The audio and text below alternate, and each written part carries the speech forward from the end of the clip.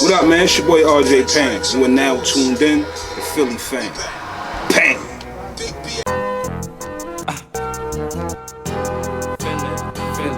Philly F.A.M.E.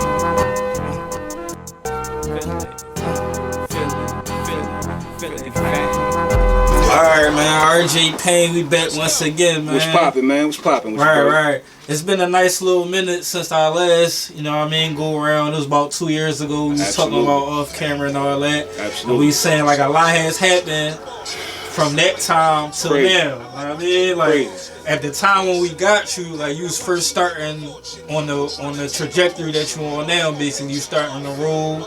You first was talking about getting that Lord Jamar Cosign and all of that, and how that had changed your life at that time. So just give people, a little brief rundown on some of the stuff that transpired between the last time and now more recently. Alright, so I think last we left off, so I was doing the thing rapping in the car, you know what I mean? For those that don't know, I moved down south for like 5 years. Make a long story short, I started rapping in the car, you know what I mean, just to get my shit off when I got off work. Did that, I wasn't getting no response. I wasn't getting no views, nobody was showing no love. Lord Jamar one day, make a long story short, he caught wind of that shit. He posted it. Once he posted it, like all of the celebrities that follow him, Missy Elliott, Busta Rhymes, everybody showed love, instant. And then right then, literally my life changed, man. So, we went from that. I was working at Target in Alabama. I literally stopped working there, talking to Black Thought, like, yo, I see you rapping in the car. All that shit dope, but listen, come back to Philly. I'm gonna help you move around. You need to get in the loop. We need to get you out of Target. You too dope to be working a regular job. And here we go, man. And ever since I've been here, I just been working. And I'll let you take it from there. Oh, so I just want to touch on what you said for a second. Because I think that's interesting and it's relatable to a lot of people that's on this grind trying to make it, whether it be music, fashion, whatever. Right. You said you was chasing your dreams, but you took a little hiatus down south. And you wanted to get a job, and you ended up working at Target. And you started, doing the freestyles while you was working at Target. So while you was starting to get your wave up, you was still working at Target. And then Black Thought told you to stop. We gotta get you out of Target. Yeah. Well, no. What he said was like, I call Black Thought Yoda, man. Like he never say nothing direct. Black Thought always kind of leads you and lets you kind of decide for yourself. So what he told me was like, so how far you think you gonna go rapping in the car?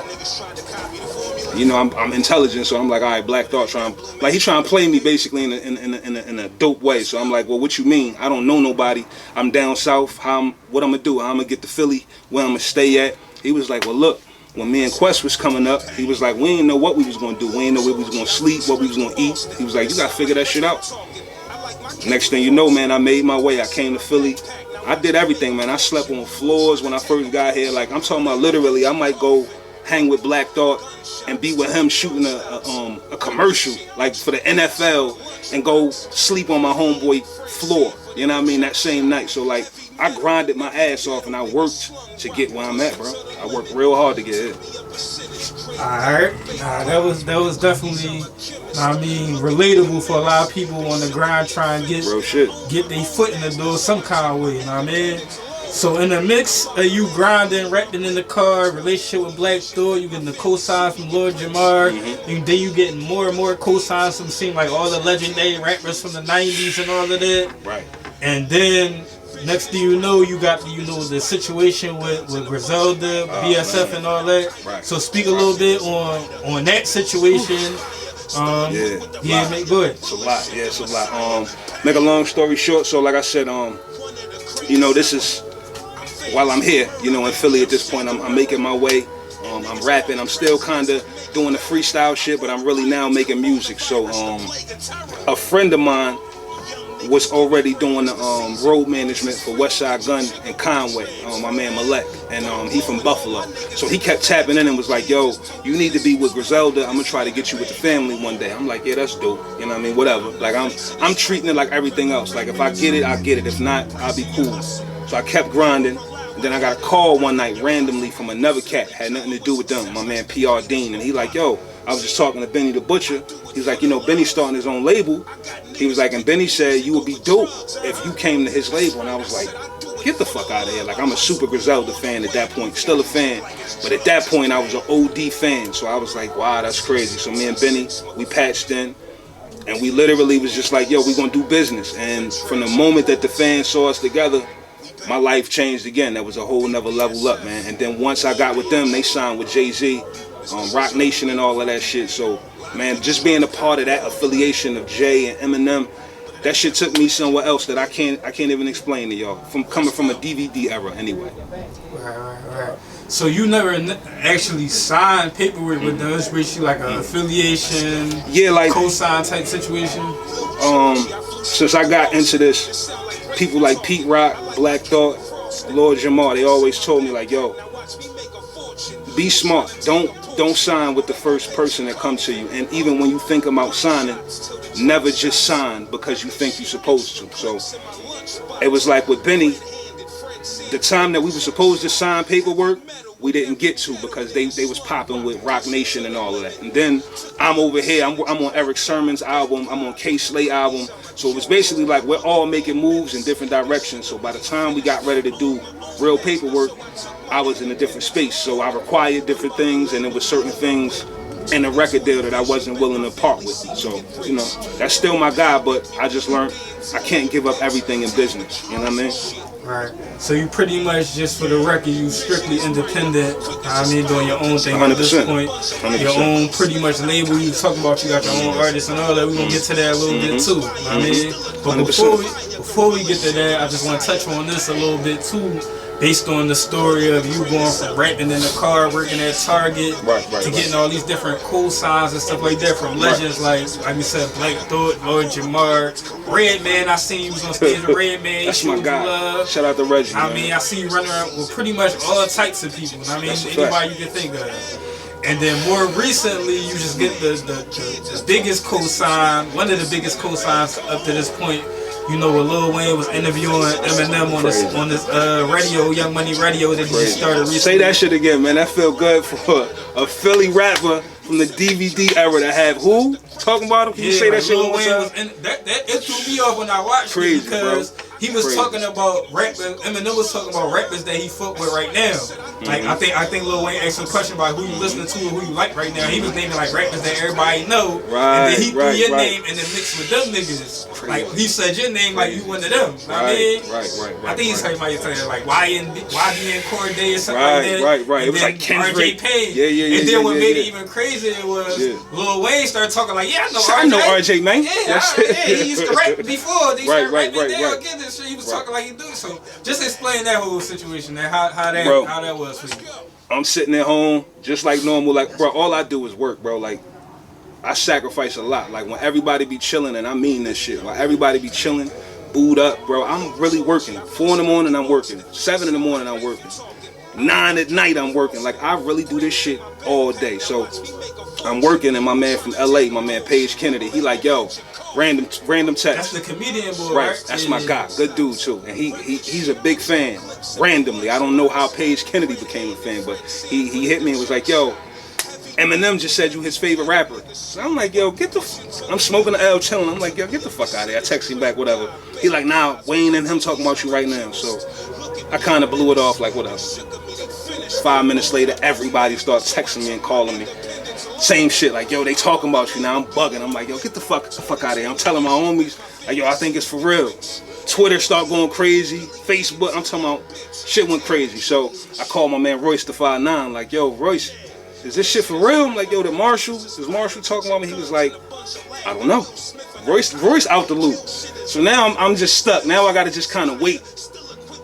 Next thing I know, somebody DM me a part of the video.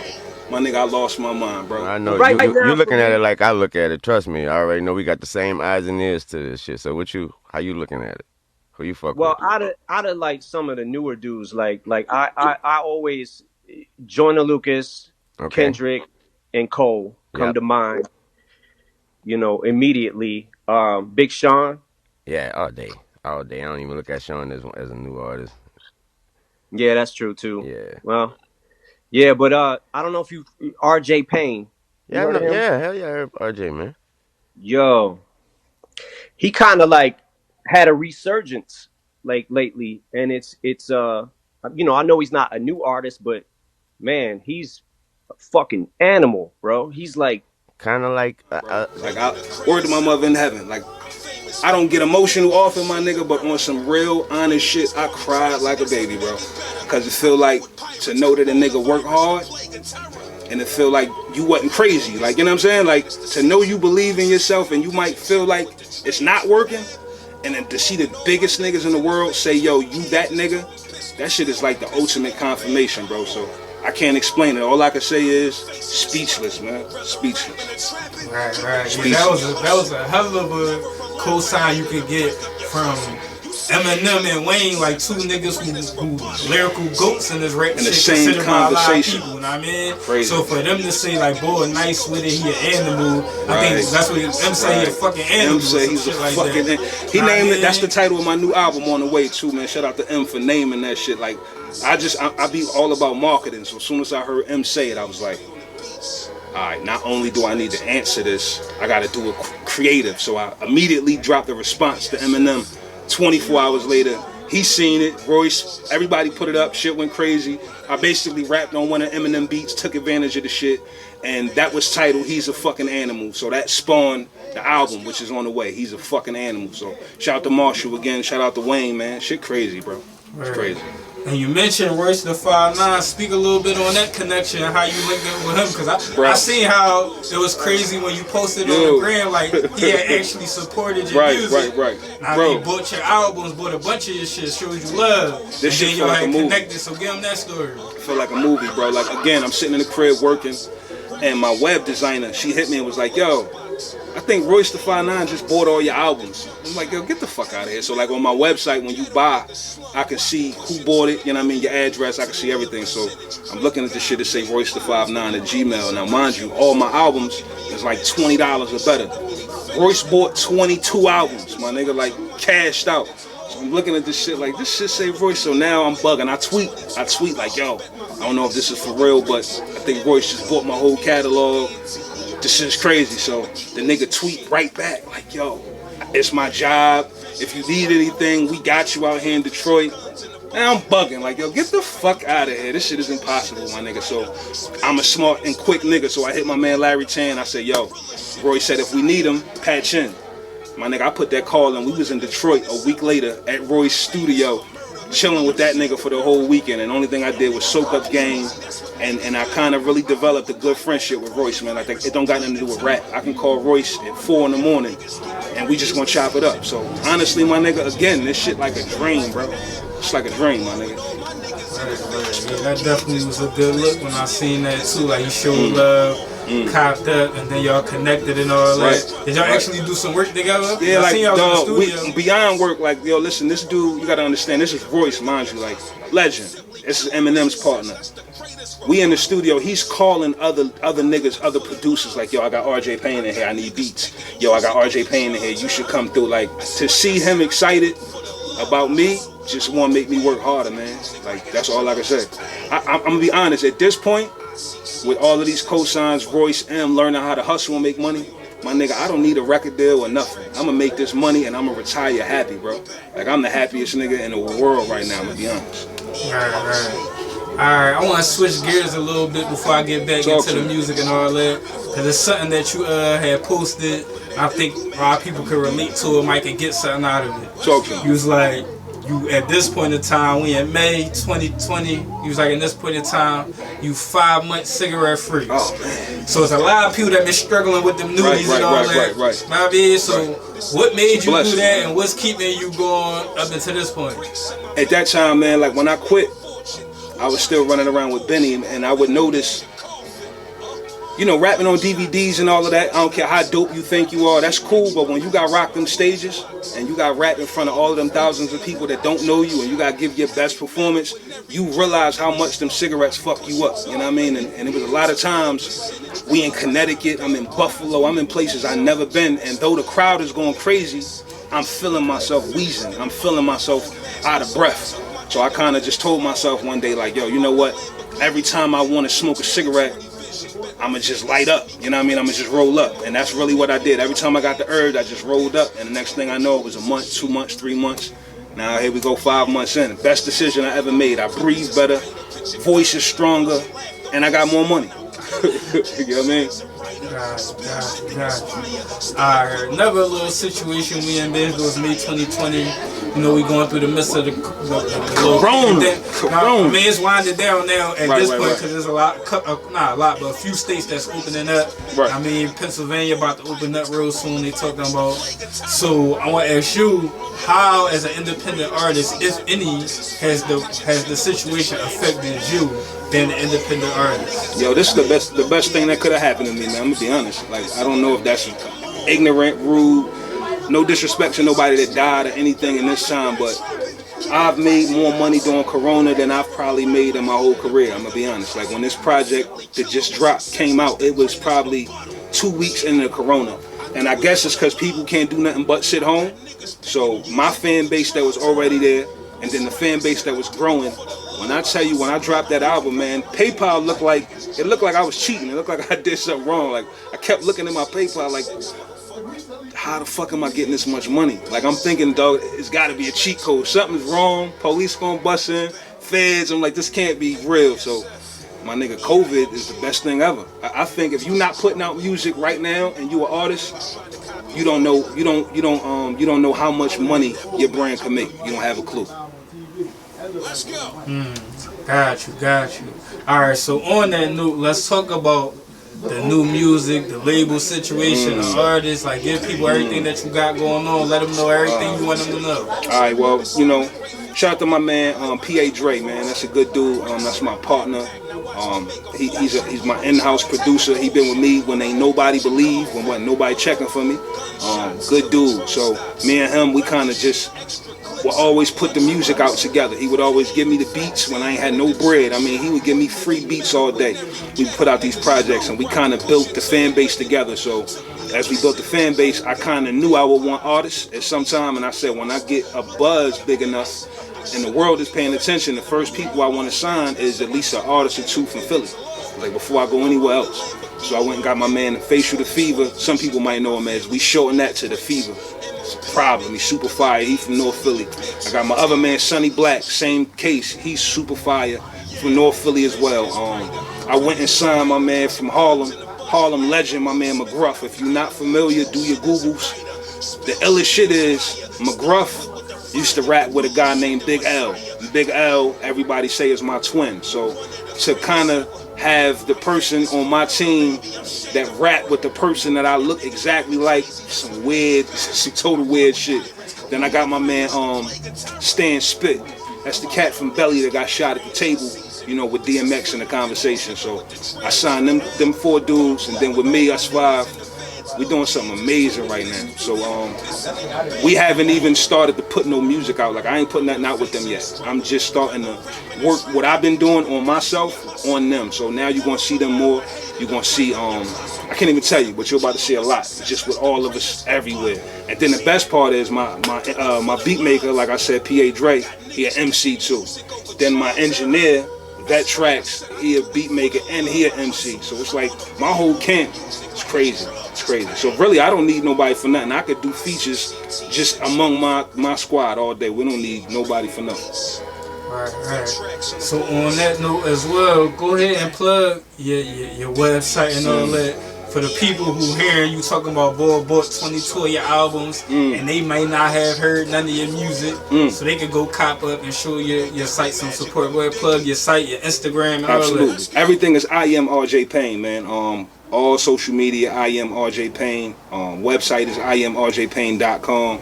All my projects is available there. All my merch, my physical, my digital. Literally, I'm about to have skateboards on the website. I'm about to have some of everything. Anything that you can market and brand, you're going to see my brand on it. We're about to be into some of everything. Movies as well. Like I said, I got my man Stan Spit from Belly. So you're going to see him in movies. You're going to see me in the movies. And we're going to do everything from the muscle, man. Everything ourselves. Hopefully, if we got time, I'm going to introduce you to the gang. Everybody outside, man. My man Vet Tracks, my man Fever, and my man Sonny Black. Plus my man Larry Tan. Matter of fact, the whole gang is outside, man. So you're going to see a lot, man. We working. I wish I could tell you what's about to happen, but it's going to be some major shit. And all I can tell you is when it happens, I'm going to bring that shit back to Philly. Early. Alright, man, before we get out of here, I know you just told him a whole lot. Is there anything you think you forgot that you want to let him know before we get up out of here, man? Yeah, man. I know you in this studio, you got some work to do, know what I mean? So monetize, man, monetize. Like, shout out to Tone Trump, man. I used to hear Tone Trump always say, train your fans to buy. And I was one of the artists, I was caught in the era of being a hot MC, and we ain't really care about money, as stupid as that sounds. So in 2020, to be making money doing exactly what I seen somebody like Tone Trump tell us to do in 2012 and 2010, it's crazy. So shout out to dudes like him for being ahead of the curve. And I'm telling y'all now, monetize everything. If you're not monetized, if you're not making money off all of them freestyles on your gram, if you're not making money off your mixtapes, you are wasting your time. The era of just being a hot rapper, that shit is over, man. Make money off your music. Alright, man, on that note, we signing out, man. Till next time. RJ Payne, Philly Fame TV. You already? What up, man? Check it out. I told y'all I got the squad. I got my label, EIMG, Educated Ignorance Music Group. To the left, you got my man, Sonny Black. Right. Where you from, my nigga? I'm a North boy, straight out of Philly. Follow me on everywhere. SUNNIE BLAC. That's it. Talk your shit, my nigga. Hey, Facial the Fever, you know, no rap _ face. That's how you can find me on Instagram or Facebook, however it is. What about you, my nigga? Oh shit, yeah, I'm Vet Tracks. You know what I mean? Engineer, produce, the cat in the hat like this nigga saying shit. You know what I'm saying? We record all the shit? Record all the shit. 100% of the shit that come out of here. You know what I'm saying? So, you know, producer, engineer, in-house, everything. Southwest in the building, nigga. You know what it is, man. EIMG. That's the gang. That's the squad. Philly, Philly, Philly,